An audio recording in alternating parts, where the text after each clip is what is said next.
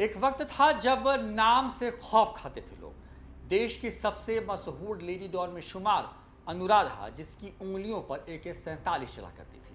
लेकिन आज वक्त बीता तो लेडी डॉन की जिंदगी भी बदल गई। कैसे AK-47 से चलाने वाले हाथों में अब दो नन्ही जान जो है वो पल रही है, दिखाते हैं आपको इस पूरी रिपोर्ट में। राजस्थान के सीकर जिले के एक शांत गांव अलसर से निकलकर अपराध की दुनिया के सबसे चर्चित सुर्खियों में शुमार होने वाली अनुराधा चौधरी उर्फ मैडम मिज की जिंदगी ने एक ऐसा मोड़ लिया है जिसकी कल्पना किसी ने नहीं की थी। कभी अत्याधुनिक हथियारों को संभालने वाली अनुराधा के हाथों में अब उनकी दो नन्ही जुड़वा बेटियों का हाथ है। अपराध की मरुभूमि से निकलकर मातृत्व के इस आंगन तक का ये सफर अनुराधा की जिंदगी का अब तक का सबसे बड़ा यू टर्न माना जा रहा है। मीडिया साक्ष्यों के अनुसार अनुराधा का बचपन बेहद सामान्य था, जहां मां के निधन के बाद उनके सरकारी कर्मचारी पिता उन्हें प्यार से मिंटू बुलाते थे। कंप्यूटर एप्लीकेशन यानी कि BCA की पढ़ाई पूरी करने के बाद अनुराधा ने शेयर बाजार के बिजनेस में कदम रखा, लेकिन एक बिजनेस पार्टनर से मिले 1 करोड़ रुपए के धोखे और भारी कर्ज ने उनकी पूरी जिंदगी बदल दी। कानूनी और प्रशासनिक मदद न मिलने के बाद सुरक्षा की तलाश में वो गैंगस्टर आनंदपाल सिंह के संपर्क में आ गए। पढ़े लिखे होने के कारण वे आनंदपाल के कानूनी दावपेचों को संभालती थीं। हालांकि अनुराधा ने हमेशा कोर्ट और मीडिया के सामने साफ किया कि उनके बीच केवल एक पेशेवर रिश्ता था।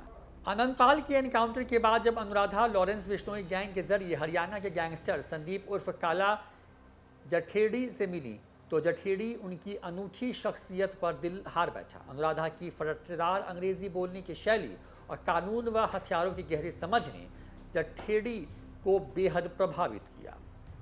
लंबे समय तक पुलिस से भागने के बाद आखिरकार साल 2021 में दोनों को गिरफ्तार कर लिया गया। इस कहानी के सबसे बड़ा और संवेदनशील मोड़ हाल ही में तब आया जब अनुराधा ने 2 जुड़वा बेटियों को जन्म दिया।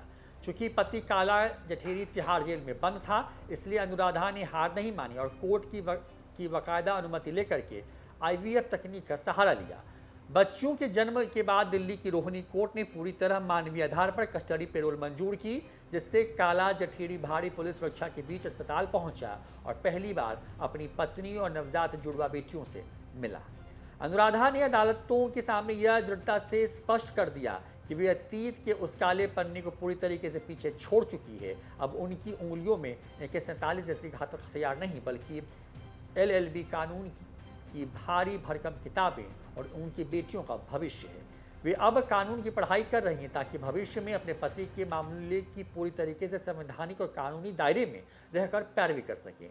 बिना किसी व्यक्तिगत आरोप के यह बदलाव समाज की मुख्यधारा में लौटने की एक बड़ी और सकारात्मक मिसाल है। न्यूज़ 4 नेशन के लिए रोहित कुमार की रिपोर्ट।